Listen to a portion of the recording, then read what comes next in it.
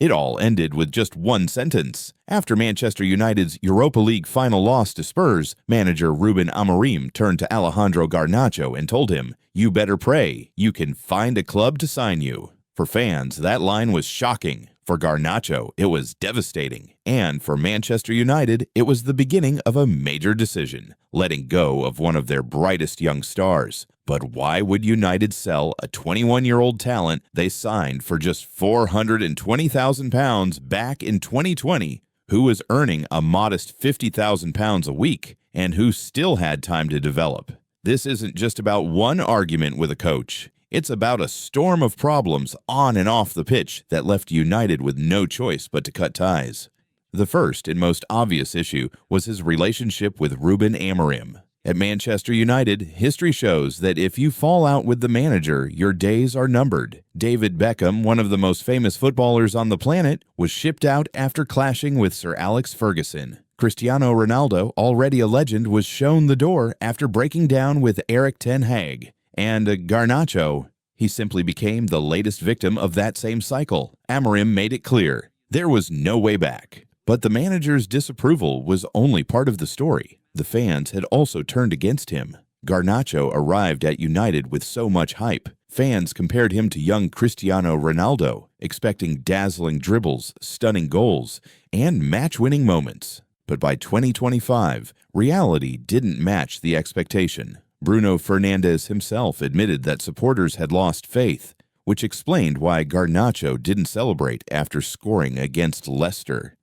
Imagine being a young winger at Old Trafford and being too afraid to celebrate. It showed how deep the disconnect had grown between him and the fans. And then came the stats. Numbers don't lie, and Garnacho's numbers painted a worrying picture. The season before last, he contributed to 13 goals in 36 league games. Last season, just 8. For a winger with blazing pace, he averaged only one successful dribble per game. Creativity was nearly absent. He ranked in the bottom 5th among wingers in Europe's top 5 leagues for progressive passes. Fans looked at the data and wondered, was this really the future star they had been promised? But here's the thing, it might not have been entirely his fault. Some say Manchester United is a graveyard for young talent. Think about it. Jadon Sancho came in as one of the most exciting prospects in the world, and his career completely stalled. Antony arrived for nearly £90 million, and he too failed to hit the heights. Even Marcus Rashford, once tipped as a world beater, struggled to maintain consistency. Garnacho's decline, some argue, was just another example of United's chaotic environment destroying potential instead of nurturing it.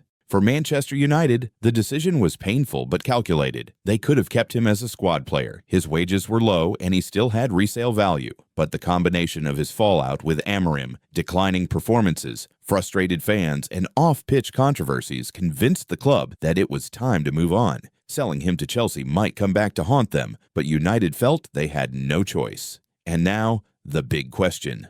What happens next?